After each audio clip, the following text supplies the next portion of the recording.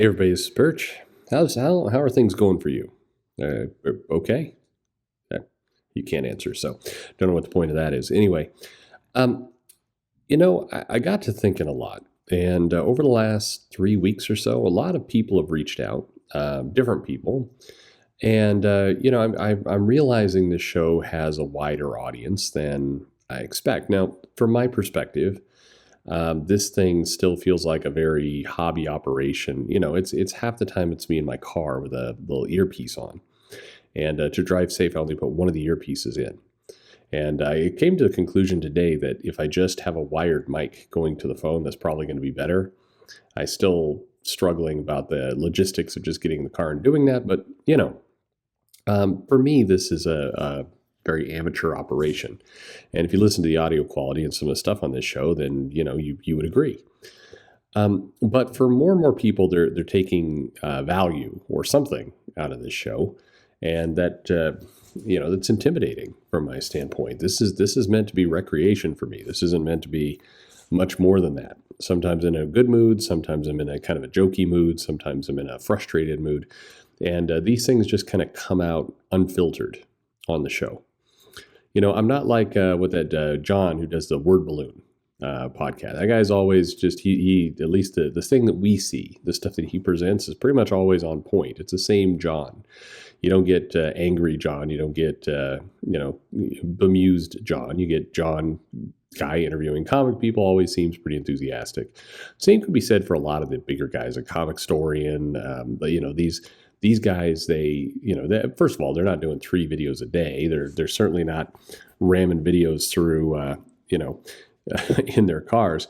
One thing that cracks me up, by the way, is for all YouTube commentators, and I understand this is the thing you're supposed to do. This is what it's supposed to look like. But when people have that little comic book backdrop set up behind them, they've got some toys strategically placed and a T-shirt, and they've got the lighting just right and all that kind of stuff. Wow, they're putting a production forth. That's not what we're doing here. But one of the things that people tell me in mail is like, you're not one of the outrage channels. I'm glad you're not one of the outrage channels, but I hope not. And it got me thinking: are people walking away with that perspective every now and then? This isn't an outrage channel by any stretch of the imagination, even though at times I am outraged by things. The things I'm outraged about, I doubt most of you are going to get excited about being outraged over. For example, what's going on with Diamond? Like, can it modernize its operation? Why are things 25 years old at Diamond?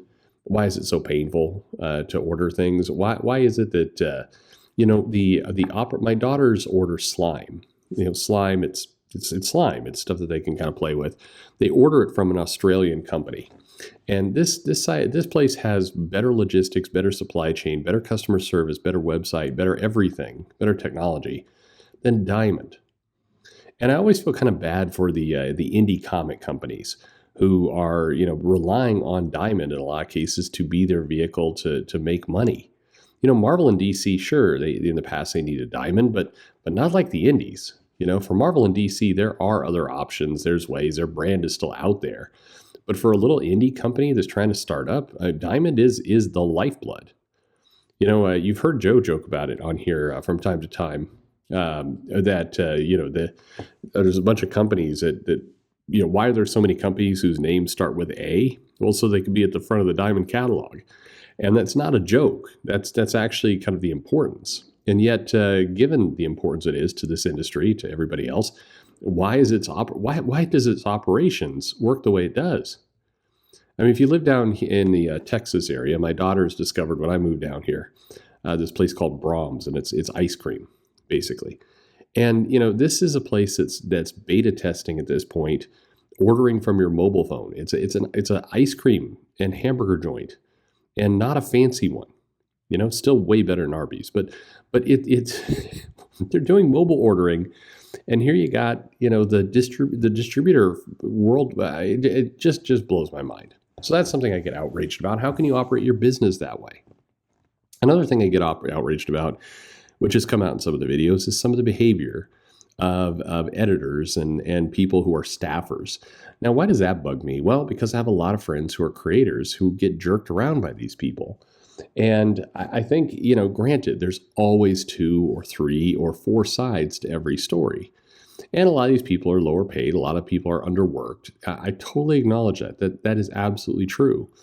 But none of those things provide really warm comfort when you have a creator who's waiting for the 6th or 7th week on a pitch where somebody said, I'll get right back to you. And they feel like their life is on hold.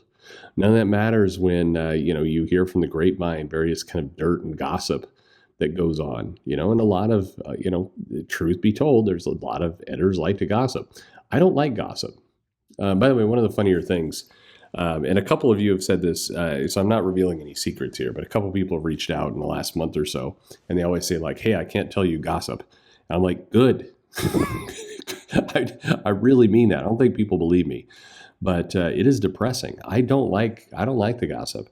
I mentioned last week there's some gossip about a writer at Marvel, and I had all these people texting me going, can you believe this is happening? I'm like, I'm trying to I'm trying to do something really, really scientific right now. This is just a distraction. I don't want to hear the gossip. It doesn't make me feel better. I often have to look at situations, and I would urge this is maybe valuable for you guys too. What shoes are you in at any given moment? Sometimes in a retailer's shoes. For a retailer, I look at this stuff in this business and I think I want precision, I want accuracy, I want clarity. That's what I'm after. And so things that get in the way with that, things that are ambiguous and feel like people are jerking around rather than getting their jobs done, gets really irritating really fast to me and my retailer shoes. If I'm a fan, a customer, it's a different mindset. There, I kind of just want to be able to read things I enjoy, and I want the things I enjoy to be protected. And we've talked about this before on this channel. I wish that, in some ways we need like a Comic-Con, but it's where the creators come and the fans are on the table. It's you have the customers behind the table, and the creators can kind of go around and say like, what is it you like? What is it that you want? Kind of flip the script a little bit. I think I wish creators understood a little bit more the dynamic of, I've been collecting a comic for a long time. The comic now is undergoing some radical changes. We acknowledge that it's your brand. You can do whatever you want with it. Certainly, it's yours to do whatever you want. But you asked us to buy in. You asked us to buy in for years, decades maybe, and we did. And now when you're doing these big changes, and you're like, well, if you don't like it, don't read it. It feels like a very casual conclusion. It feels like a very brush-off conclusion to those years of loyalty. Now, loyalty doesn't need to be handcuffs. I think there's definitely a give and take there. I think some fans, some customers absolutely take it too far. They take it too emotional, everything else. But at the same time, look, you're selling a product, an idea, a dream to people, and a lot of people bought in and they went with you and they followed you. It's like if you've ever been in the military, the leader needs to have not just authority, but trust. And in a lot of cases, that's one of the things you're seeing play out is comic companies got the trust of the customers, and then the customers feel like they're violating that trust or they're going against it. Now, again, they have the right to do that, but it's why you see the reactions you see. And then, in fairness, and this is a perspective we don't talk about a lot here, but I should. There is the creator perspective, and I guess I've represented this in the past a little bit because I do talk to a lot of people and I hear their side of the story, and their side of the story is often a lot of pay is low, job security low. A lot of very unwritten rules that seem to bite you from time to time. And just a lot of, I have a pitch, I get an idea, I get really creatively passionate about it. The pitch then gets watered down to maybe 1/8 of what it originally was. And, it's a shame. And then when the fans get pissed off about it, I can't go and say, hey, yeah, I agree. That was my idea too, but the editor made me water it down. I mean, that is definitely a source of frustration.